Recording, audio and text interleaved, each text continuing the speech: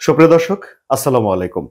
মার্কিন প্রেসিডেন্ট হিসেবে Donald Trump তার চেয়ারে বসেছেন, অর্থাৎ তার অভিষেক হয়েছে এবং তিনি জো বাইডেনের বেশ কিছু নির্বাহী আদেশ বাতিল করে দিয়েছেন। তিনি নিজে বেশ কিছু নির্বাহী আদেশ জারি করেছেন। নির্বাহী আদেশ হলো সেই আদেশ যা প্রেসিডেন্ট জারি করে এবং এ নিয়ে অন্যরা কেউ প্রশ্ন তোলে না এবং সেই কাজগুলো সবাই মেনে চলে, সিদ্ধান্তগুলো মেনে চলে। এখন ডোনাল্ড ট্রাম্প সামনের দিনগুলোতে কি করতে যাবেন সে বিষয়ে তিনি যা বলছেন এবং তিনি যা কাজ করছেন সেগুলো নিয়ে সারা বিশ্বেই এখন নানা রকম আলোচনা এবং বিশ্লেষণ হচ্ছে। যেসব বিষয়গুলো আলোচনায় আছে তার মধ্যে একটি হলো যে শুল্ক আরোপ করার হুমকি বা হুঁশিয়ারি।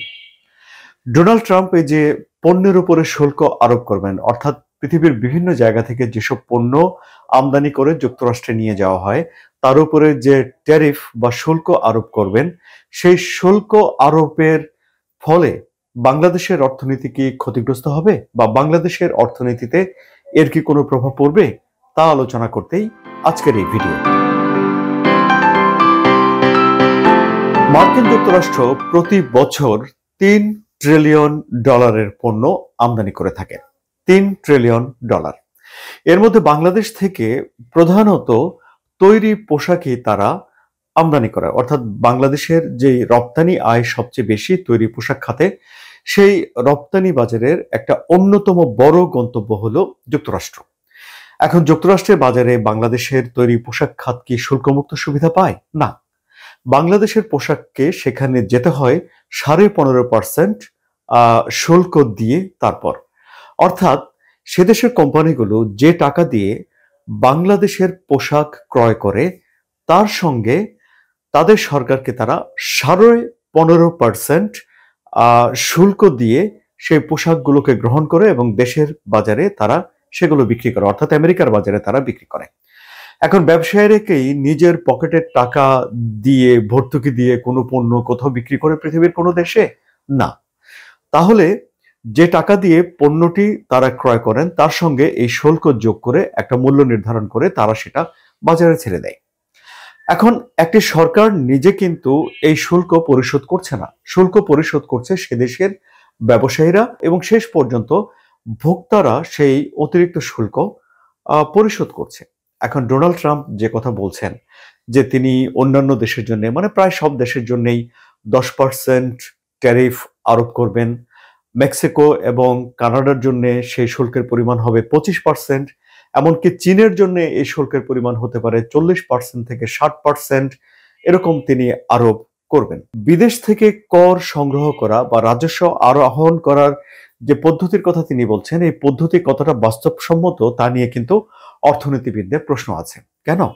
কারণ হলো যে যখন আমেরিকা আমদানি করা কোনো পণ্যের উপরে শুল্ক আরোপ করে তখন যে কোম্পানি আমদানি করছে সে কোম্পানি সেই অতিরিক্ত শুল্ক গভর্নমেন্টকে জমা দেয়। অর্থাৎ আমেরিকারই একটি প্রতিষ্ঠান আমেরিকার সরকারের আরেকটি প্রতিষ্ঠানের কাছে অতিরিক্ত টাকাটা জমা দিল, অর্থাৎ আমেরিকার ভেতরে যে পরিমাণ ডলার বা টাকা রয়েছে তা এক পকেট থেকে উঠিয়ে এনে আরেক পকেটে দিল। এবং এতে করে যে কিভাবে বিদেশের টাকা বা বিদেশের রাজস্ব ডোনাল্ড ট্রাম্প আমেরিকার পকেটে দিচ্ছেন, এই বিষয়টি অনেকের কাছে ক্লিয়ার না। এখন যদি চীনের পণ্যের উপরে যদি 40% বা 60% শুল্ক আরোপ করা হয় তাহলে তাতে বাংলাদেশের কিছু যায় আসে না, সেটা চীনের সঙ্গে যুক্তরাষ্ট্রের ব্যাপার। আবার যদি কানাডার ক্ষেত্রেও তাই, মেক্সিকোর ক্ষেত্রেও তাই, ইত্যাদি ইত্যাদি হয়ে থাকে। কিন্তু 10% যদি শুল্ক সব দেশের জন্যই ডোনাল্ড ট্রাম্প আরোপ করে ফেলেন তাহলে বাংলাদেশের পোশাক খাতকে তো সেই 10% শুল্ক দিতে হবে। আবার এই যে এই শুল্কটা কিভাবে গণনা করা হবে সেই ব্যাপারটিও এখনো কিন্তু প্রস্তুত নয়। যদি এমন হয় যে টোটাল 10% শুল্ক দিতে হবে তাহলে তো বাংলাদেশ এরই মধ্যে 15.5% শুল্ক দেয়, তাহলে বাংলাদেশকে 5.5% কম শুল্ক দিতে হবে। তখন আবার বাংলাদেশের গায়ে এটা লাগবে না, বরং আরো কম টাকায় বাংলাদেশ পোশাক রপ্তানি করতে পারবে আমেরিকাতে। কিন্তু যদি নীতিটা এমন হয় যে এক্সিস্টিং যেই 15.5% ট্যারিফ রয়েছে বা শুল্ক রয়েছে তার উপরে আরো 10% শুল্ক আরোপ করা হয় তাহলে পোশাকের দাম বেড়ে যাবে এবং ক্রেতারা এই অতিরিক্ত টাকা দিয়ে তখন বাংলাদেশের পোশাকগুলো কিনবে কিনা সেটা একটা বড় প্রশ্ন হয়ে দেখা দিবে। এবং যদি এই প্রশ্ন সত্যি সত্যি দেখা দেয় তাহলে তা বাংলাদেশের অর্থনীতিতে একটা প্রভাব ফেলতে পারে বলেই বিশ্লেষকদের ধারণা। তাহলে কি এমন হতে পারে যে বাংলাদেশ থেকে গার্মেন্টস আমেরিকা তুলে নিয়ে যাবে এবং আমেরিকাতেই গার্মেন্টস স্থাপিত হবে এবং ওখানে তারাই উৎপাদন করবেন? না, বিষয়টা এরকম হবে না।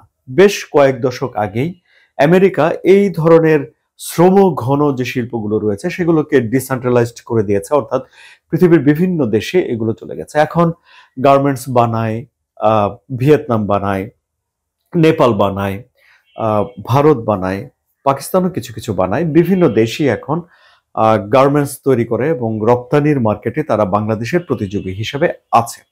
প্রতিযোগিতার বাজারে টিকে থাকতে হলে বাংলাদেশকে অবশ্যই বেশি করে কাজ পেতে হবে এবং বেশি করে গার্মেন্টস উৎপাদন করে, পোশাক উৎপাদন করে সেগুলো বিভিন্ন গন্তব্যে পাঠাতে হবে। তাহলে ডোনাল্ড ট্রাম্প এটি বলছেন, কিন্তু বাস্তবায়ন করার ক্ষেত্রে তিনি এই কথা থেকে সরে আসেন কিনা, কিংবা কোন ফর্মুলাতে, কোন থিওরিতে এই বিষয়গুলো, শুল্ক আরোপের বিষয়গুলো বাস্তবায়িত হবে, সেগুলো একটা দেখার বিষয় রয়েছে। আবার এই বিষয়গুলো যতটা সহজ মনে হচ্ছে, বিষয়টা অতটা সহজও নয়। যেমন কানাডা থেকে যেসব পণ্য আমদানি করে যুক্তরাষ্ট্র, তার উপরে যদি 25% শুল্ক আরোপ করে যুক্তরাষ্ট্র, তাহলে কানাডা এখনই ভাবছে যে তাদের কাছ থেকেও এনার্জি, ইস্পাত, এরকম বেশ কিছু আমেরিকার জন্য প্রয়োজনীয় জিনিসপত্র আমেরিকা আহ, কিনে নিয়ে যায়, অর্থাৎ কানাডা রপ্তানি করে, সেগুলোর উপরেও কানাডা অতিরিক্ত শুল্ক আরোপ করবে। চীনের সঙ্গে আমেরিকার এই যে বাণিজ্য যুদ্ধ, শুল্ক আরোপ, পাল্টা শুল্ক আরোপ, এসব বিষয়গুলো আমরা অনেক শুনেছি। ফলে এক ধরনের শুল্ক আরোপের লড়াই, এক ধরনের বাণিজ্য যুদ্ধই হয়তো শুরু হয়ে যেতে পারে। এখন ডোনাল্ড ট্রাম্প বেসিকলি নিজেকে যুদ্ধ বিরোধী কিন্তু একজন শক্তপোক্ত রাষ্ট্রনায়ক হিসেবে এবারে উপস্থাপন করতে চাইছেন, এবং এই সময়ে এসে তিনি কি একটা বাণিজ্য যুদ্ধ শুরু করবেন কিনা সেটি অবশ্যই একটা দেখার বিষয়। এবং বাংলাদেশের জন্য তাহলে সামনের দিনগুলোতে কি হচ্ছে সেটাও একটা দেখার অপেক্ষা। আপনাদের কি মনে হয় সুপ্রিয় দর্শক? আপনাদের মতামত কমেন্টে জানান, এবং এই আলোচনা যদি ভালো লাগে তাহলে সাবস্ক্রাইব করে চ্যানেলের সঙ্গে থাকুন। সবাইকে ধন্যবাদ।